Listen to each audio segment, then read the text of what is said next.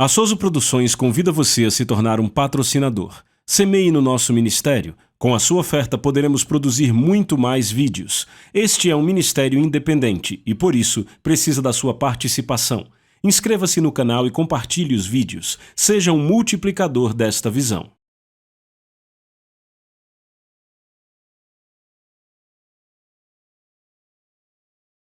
Os versículos usados nos vídeos que traduzimos nem sempre correspondem a versões em português. Muitas vezes precisamos traduzir do original em inglês para fazerem sentido no contexto do vídeo. Eu quero que você vá para o livro de Atos, capítulo 12.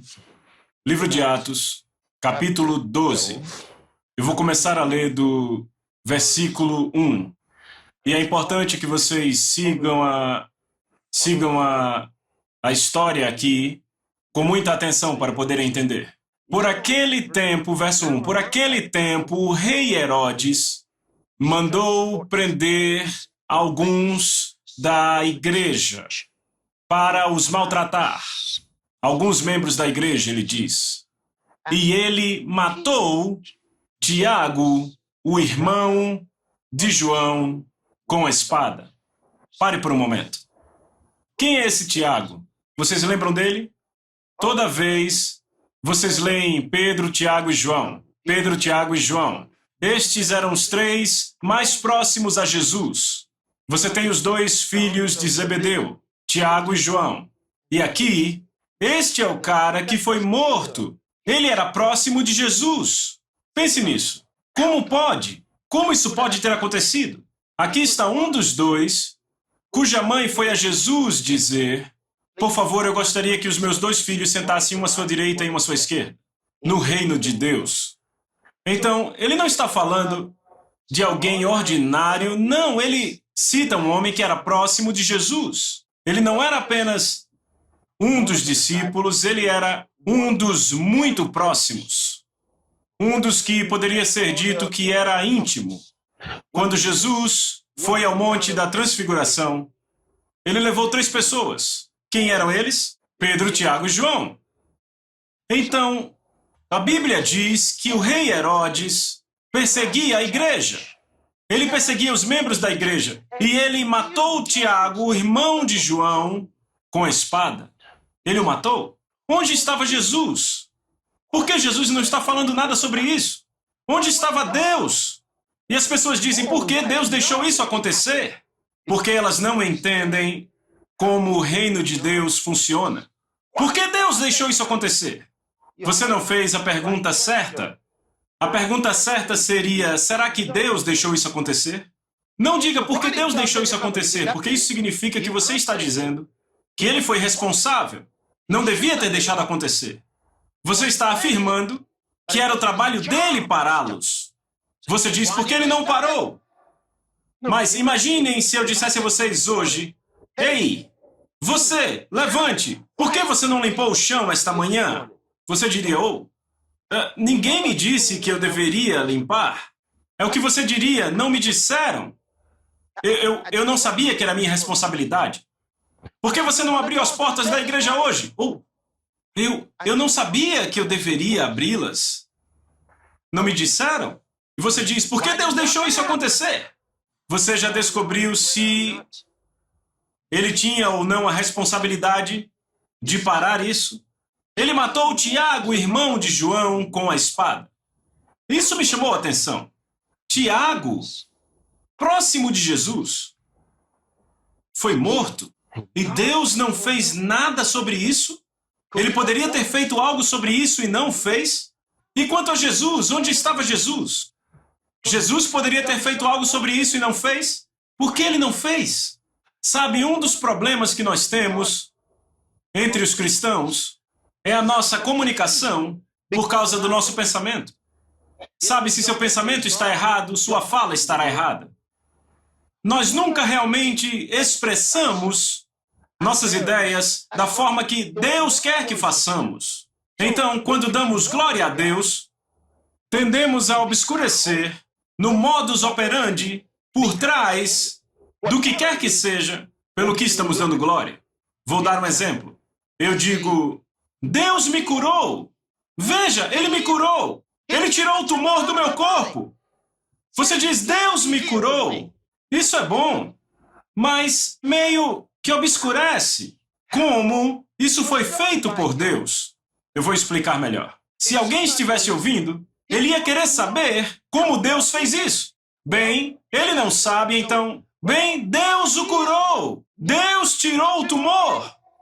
Então, se o tumor não saiu, Deus não o tirou. Deus não me curou. Ele não fez o que ele deveria fazer. Entendem? A forma como testemunhamos, algumas vezes, não nos ajuda a ver a realidade. Não é errado dizer que Deus fez, mas não nos ajuda a entender. Então tomamos quando ele faz e quando ele não faz, que ele é responsável por fazer e que ele é responsável por não fazer. Veja, olhem para as Escrituras e busquem o primeiro milagre em Atos capítulo 3, quando Pedro e João ministraram para o homem na porta do templo Formosa, que era aleijado, nunca tinha andado, e a Bíblia diz que ele ficava ali sentado à porta. Até que Pedro e João chegaram e Pedro disse, olhe para nós. Nos dê sua atenção. A Bíblia nos diz que as pessoas creram que Pedro curou o homem. Quando viram o que Pedro tinha feito. Eles não disseram quando viram o que Deus tinha feito. Sabe, na nossa religiosidade, nós tendemos a... nos apresentarmos como humildes, sem a linguagem espiritual real. Foi o que Pedro fez. E foi Pedro que disse, na verdade, foi Deus que fez. Eu não poderia ter feito nada, foi Deus quem fez. E quando Paulo curou os enfermos, você vê a mesma coisa. A Bíblia diz, quando viram o que Paulo tinha feito. Ali não diz quando viram o que Deus tinha feito. Veja, Jesus não disse aos seus discípulos, eu quero que vocês vão e eu vou curar os doentes através de vocês. Nunca disse isso. Nunca disse isso. Ele disse, vão e curem os doentes. Vocês vão e curam eles. Ele disse, vocês limpam a lepra. Vocês levantam os mortos. Ele não disse, eu vou curar os enfermos através de vocês. Então passamos a responsabilidade para Deus. E quando Jesus curou as pessoas? Será que ele disse, aqui, veja, o meu poder lhes curou? Ele disse, a sua fé te curou. A sua fé produziu resultados. Foi isso que Jesus disse. Era a responsabilidade deles. A tua fé te curou. Em algumas ocasiões, ele realizou o milagre. Ele não disse, o que Deus vai fazer através de mim agora? O quê? Não. Ele não disse isso. Ele fez aquilo porque é isso que chamamos autoridade delegada, poder delegado. Ele era um homem de autoridade. Veja, o departamento de polícia envia o guarda de trânsito para o cruzamento e ele não diz, o departamento está dizendo pare. Ei, vocês aí, o departamento está dizendo pare, todos vocês... Não. Ele vai lá e ele opera. Você por aqui, você por aqui. Ele não diz, o comissário, pelo poder do comissário... Não faz, mas é isso que fazemos. Dizemos que é responsabilidade do comissário. Veja, isso vai nos mostrar algo. Onde estava Deus? A pessoa diz, eu estava segurando meu filho e o meu bebê morreu. Onde estava Deus? Meus amigos estão dizendo, onde está o meu Deus? Estão me perguntando, onde está o meu Deus? O que Jesus disse? Toda autoridade me é dada nos céus e na terra. Então ele diz, vão então desta forma e façam discípulos, pupilos das nações. Ele diz, eu dou a vocês autoridade para pisar serpentes e escorpiões e sobre toda a habilidade do inimigo. E nada de maneira alguma machucará vocês. É como o comissário dizendo ao policial, você vai para aquele cruzamento e você direciona os carros. E ele diz, mas os carros são pesados e há muitos, tem que ter muita sincronia, eles vão me acertar. Cala a boca, garoto! Eu disse, vá lá! Tudo que você tem que fazer é rei, e todos param. Não importa quantas toneladas vão obedecer ao seu comando. foi treinado para entender sua autoridade. Então, deixe aquele cara fazer assim para você e você avance além daquela linha. Então você vai encarar a ira do comissário. É aí que ele aparece. Entendem agora? Não é a ira do guarda de trânsito, mas a ira do comissário que o colocou ali. É aí onde ele entra. Para dizer, você fez isso comigo, ele não diz, você fez isso com ele, não. Comigo, ele diz, a polícia, a lei. Entendem agora? Então nos foi dado o poder de procuradores para operarmos em o nome de Jesus. E o problema é que a maioria dos cristãos não estão usando o que eles têm e dizem que Deus é responsável pelo que acontece com eles. Nós oramos e por que aconteceu? Dissemos a Deus que ele estava viajando para Lagos e ele sofreu aquele acidente e morreu. Mas dissemos a Deus que ele iria. Você disse a Deus que ele iria? Não é uma questão de dizer a Deus que ele vai. E uma das coisas que temos que entender é que a morte não é o fim. É por isso que ele incluiu nisto curar os enfermos, expulsar demônios, limpar os leprosos, levantar os mortos. Em outras palavras, não olhe para um morto e... Então depois de chorar você diz, devemos levantá-lo. Você não vai levantá-lo, não vai ser por aí. Porque suas lágrimas são uma demonstração da sua descrença. Imagine Jesus chegando à casa de Jairo. Alguém diz, mas na sepultura de Lázaro, Jesus chorou. Ele não chorou porque... para mostrar como ele o amava. Porque a Bíblia diz que Jesus chorou. Por que ele chorou? Ele não estava chorando porque amava Lázaro, ele estava chorando por causa do povo. Ouça a oração dele. Quando ele orou, então você vai entender por que ele chorou. Ele não disse, oh Deus, você sabe que eu amo tanto Lázaro, você tem que fazer algo. Não. Ele disse, eu te agradeço porque você me ouviu, mas eu estou falando agora por causa dessas pessoas. Foi o que ele disse.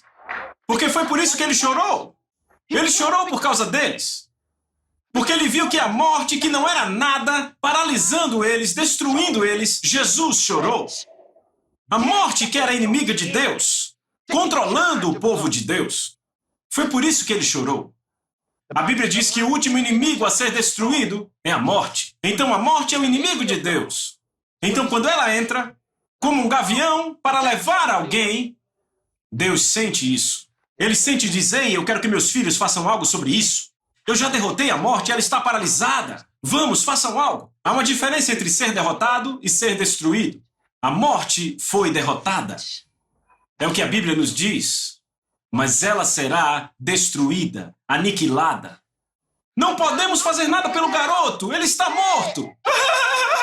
Jesus! Não, não! Levante-se como um homem de autoridade e diga em nome de Jesus!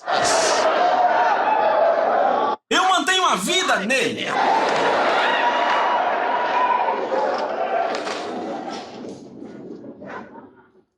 Num sequestro relâmpago, levam seu marido. Eles o levaram. Jesus! Jesus! Jesus! Levaram meu marido! Jesus! Então já está resolvido, vão matá-lo. Fique onde você está ao invés de correr e diga em nome de Jesus! Com alegria! Porque você pode fazer algo sobre isso. Não importa onde o levaram, em o nome de Jesus. Eu mantenho a vida nele.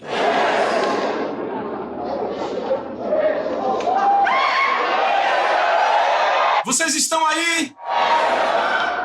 Eu contei sobre um homem.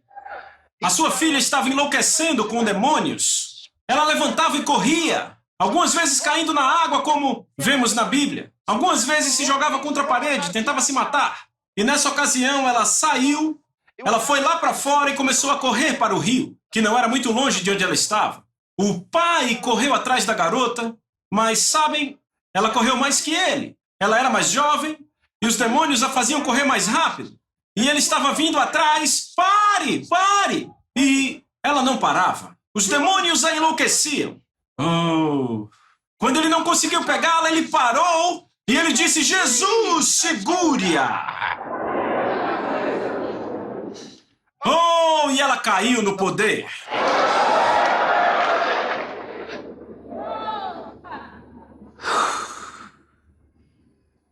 E eles foram lá e a pegaram.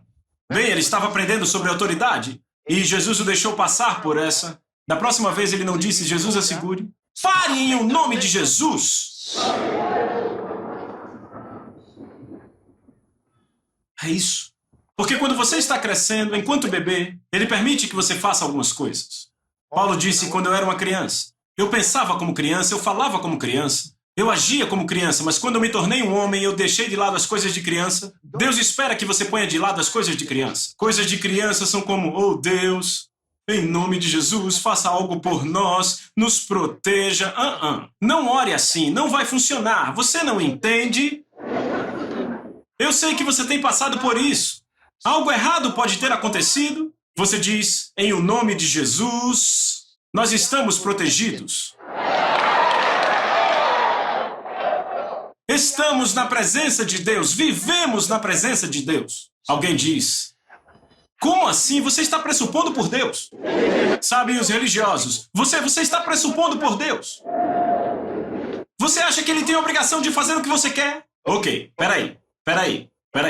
De onde você tirou que eu estou pressupondo por Deus? Você não acha que você está pensando errado? Você está me dizendo que eu estou pressupondo por Deus? Como você descobriu que alguém pode pressupor por Deus? Como você sabe disso? Não está em nenhum livro do mundo. Como você chegou nessa informação? Vem, a sua suposição é o problema. Você está enrolando Deus. Mesmo? Como você sabe? A sua suposição é o seu problema. Você acha que pode fazer Deus fazer o que você quer? Bem, por que você acha que eu não posso? E por que você supõe que é isso que eu estou tentando fazer? A sua suposição é o seu problema. Deus disse: peça a mim. Eu não disse a ele para me dizer isso. Ele disse: peça, e será dado a você. Busque, e você vai encontrar. Ele disse: bata, e será aberto para você. O que Jesus diz? Tudo aquilo que pedires ao Pai em meu nome, Ele dará a você. Ele não diz: se você pedir algo, se Ele quiser. Ele diz: de acordo com a vontade dEle. O que é de acordo com a vontade dEle? De acordo com a palavra dEle. Significa pedir de acordo com a palavra dEle. Ei! Ouçam, Ele não está dizendo: peça por coisas que estão na vontade dEle.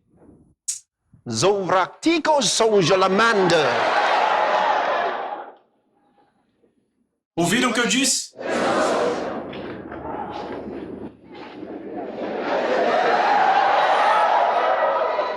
Ele diz: limpe os seus olhos, limpe o seu coração e entenda. Ele disse: se você pedir de acordo com a vontade dele. Eu quero que você note que ele não disse: se você pedir de acordo com a vontade dele, ele vai fazer. 1 João, capítulo 5. Então está bem. 1 João, capítulo 5. Eu vou ler para vocês a partir do versículo 14. E esta é a confiança que nós temos nele, que se pedirmos qualquer coisa de acordo com a sua vontade, ele nos ouve. Ele não disse: ele vai fazer isso. Oh.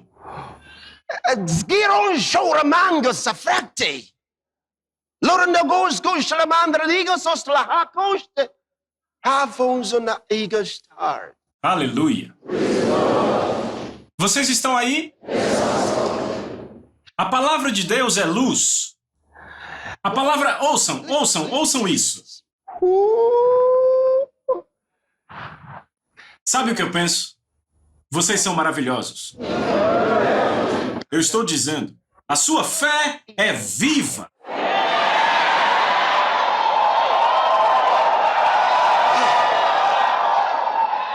Sabe, a Bíblia nos diz como Paulo percebeu que havia um certo homem na cidade de Listra que tinha fé. Pode-se perceber a fé. Vocês percebem como estão puxando para fora essas coisas? puxando para fora. Aleluia! Sabe, toda vez que eu venho aqui, vocês estão pegando com voracidade. Aleluia! Então eu quero mostrar isso. Aqui está o que eles deixaram para trás naquela oração. Veja, Jesus disse, o que quer que pedires ao Pai, em seu nome, no nome de Jesus, ele disse, será feito, feito, feito. O que quer será feito. Ele nunca disse nada sobre a vontade de Deus. Lembram? Então, aqui, pela primeira vez, somos apresentados ao assunto da petição, tendo a vontade de Deus como algo que é um fato. Mas o que nós não vemos aqui, a não ser pelos nossos olhos espirituais, é que ele não está tentando nos dizer que o que quer que peçamos deve ser consistente com a vontade dele. Não é disso que ele está falando. Pelo contrário, há outra forma de trazer uma nova cláusula ao que Jesus já disse. Você está mudando o que Jesus já disse. Jesus disse, o que quer que pedires, será feito. O que quer que pedires, e ele usa o grego ginomai, que significa será fabricado para você, mesmo que isso não exista.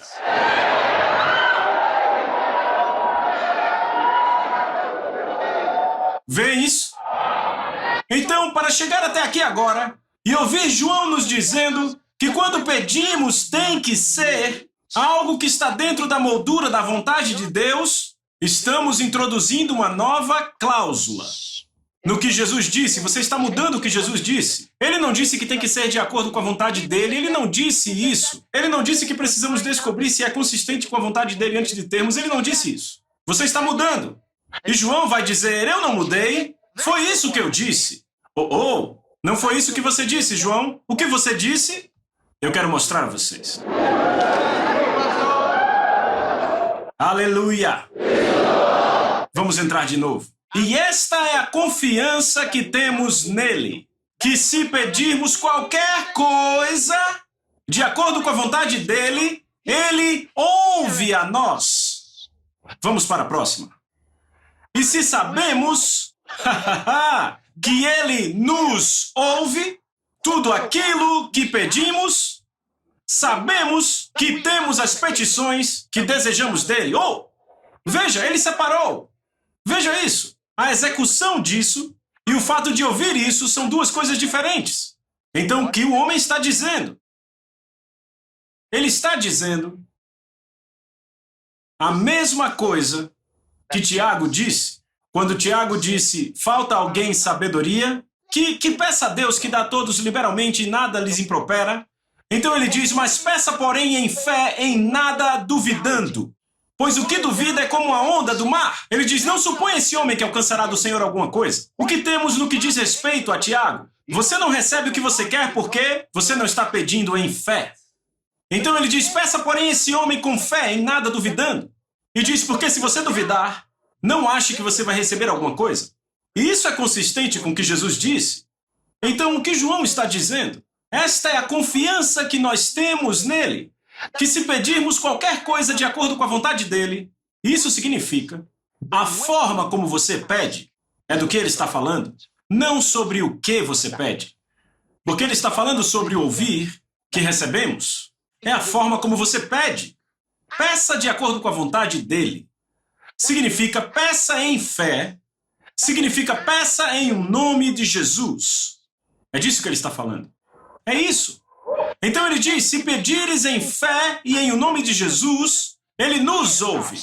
Porque ele ouve o que quer que digamos em o nome de Jesus. Então ele diz, se sabemos que somos ouvidos, então temos a confiança que nossas petições são concedidas. Nós nunca precisamos ter medo se o que estamos pedindo é consistente com a vontade de Deus ou não. Por quê? Jesus disse, se você habita em mim e as minhas palavras habitam em você, ele não disse, pedirei o que eu quero. Ele disse, pedireis o que você quer. E será feito para você. Vem o sujeito da vontade de Deus? As pessoas religiosas dizem, Quando você pede, tem certeza que é a vontade de Deus? Talvez é por isso que Deus não faça. Deus não está dizendo a minha vontade. Ele não está dizendo peça a minha vontade. Jesus disse, se você habitar em mim e as minhas palavras habitarem em você, pedireis o que você quiser. Está no Evangelho de João, capítulo 15, verso 7, você pode ver. Pedireis o que quiserdes e será feito. Ele não disse pedireis o que eu quero, ele disse pedireis o que você quiser. Então, e se pedirmos algo que não está na vontade dele? Bem, foi por isso que ele disse que se você habitar nele e as palavras dele em você, porque quando você habita em Jesus e as palavras de Jesus em você, significa que a sua vontade afunda na vontade dele. Você não tem nenhuma preocupação com se é a vontade de Deus? Nenhum problema. Nenhum problema. Porque ele habita, a palavra dele habita em você e você habita nele.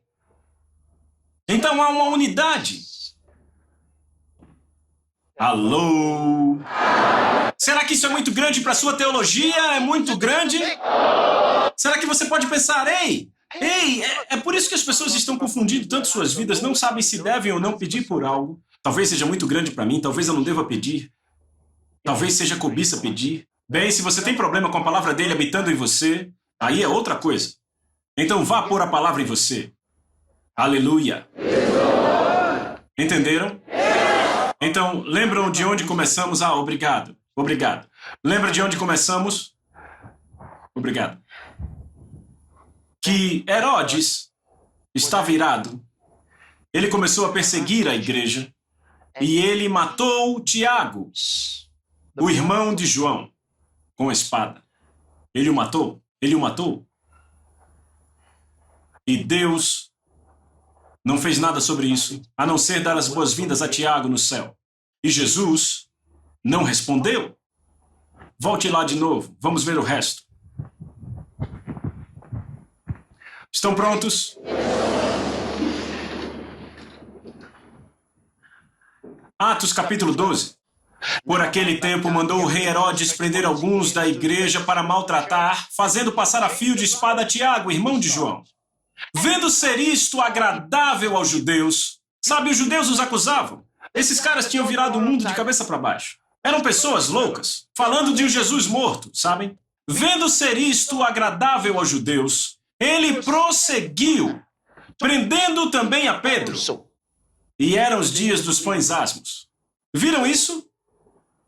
Ele viu que agradou os judeus ele ter matado Tiago. Disseram sim, aquelas pessoas deviam morrer. Então, ele prosseguiu, prendendo também a Pedro. Afinal, os judeus estavam felizes, Deus não fez nada, Jesus não fez nada, então, vamos lá. E, neste momento, os irmãos estavam... Viram? Tiago, o apóstolo Tiago. Por que ele não se recusou, rejeitou? Por que ele não declarou? Por que não confessou? Porque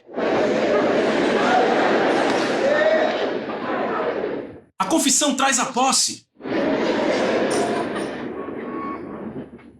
Se perguntavam por quê? Então, eles ouviram sobre o versículo 4. Vamos ler. Tendo-o feito prender, eles prenderam Pedro.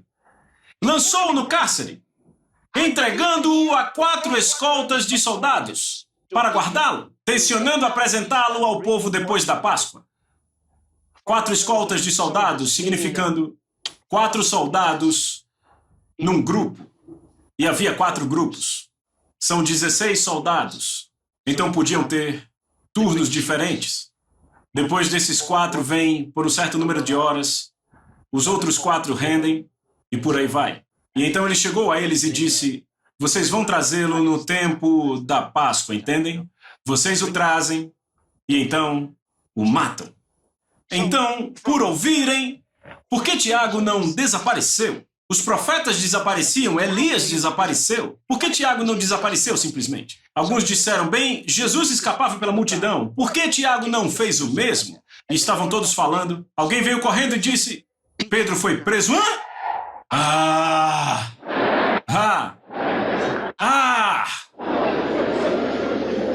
Isso está ficando demais.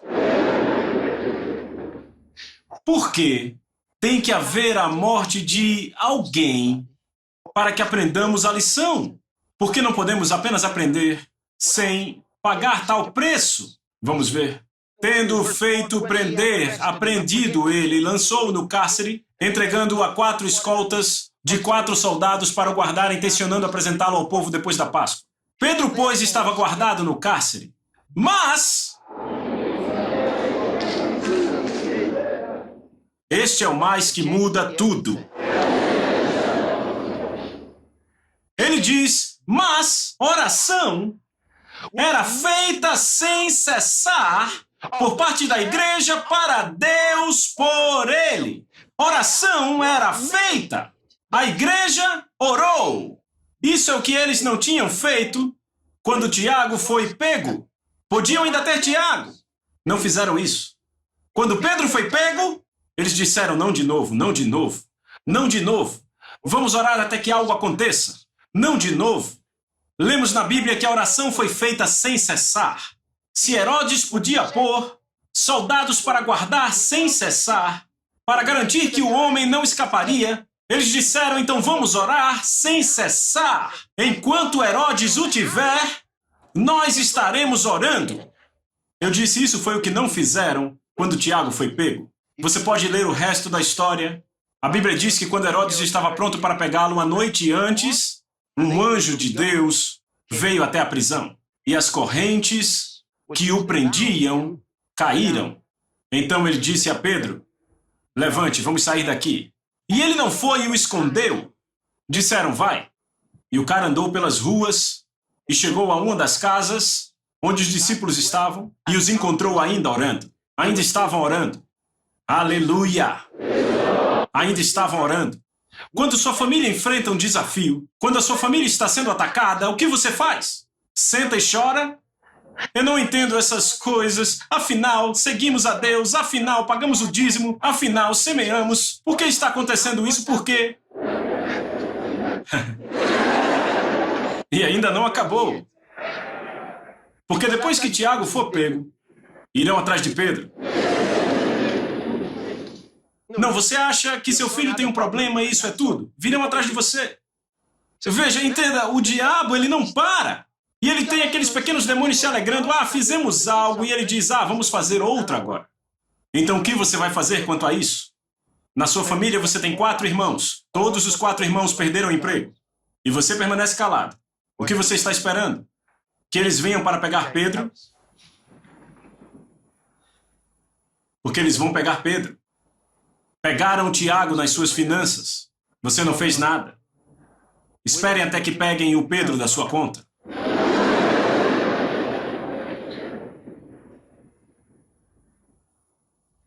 Porque estes são ensinos por simbolismos. Você tem que entender o que Deus te diz. Ele está dizendo que não para.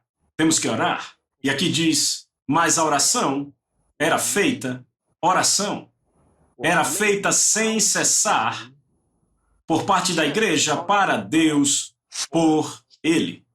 Aleluia. Aleluia.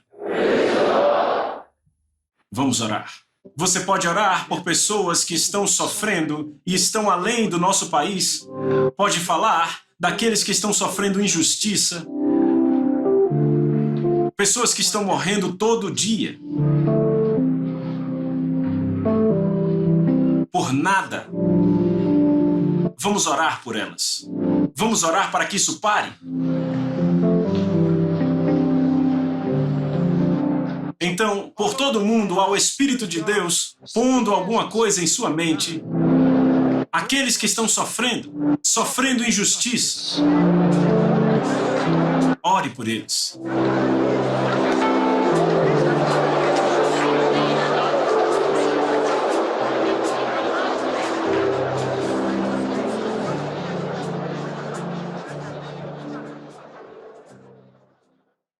A Soso Produções convida você a se tornar um patrocinador. Semeie no nosso ministério. Com a sua oferta poderemos produzir muito mais vídeos. Este é um ministério independente e, por isso, precisa da sua participação. Inscreva-se no canal e compartilhe os vídeos. Seja um multiplicador desta visão.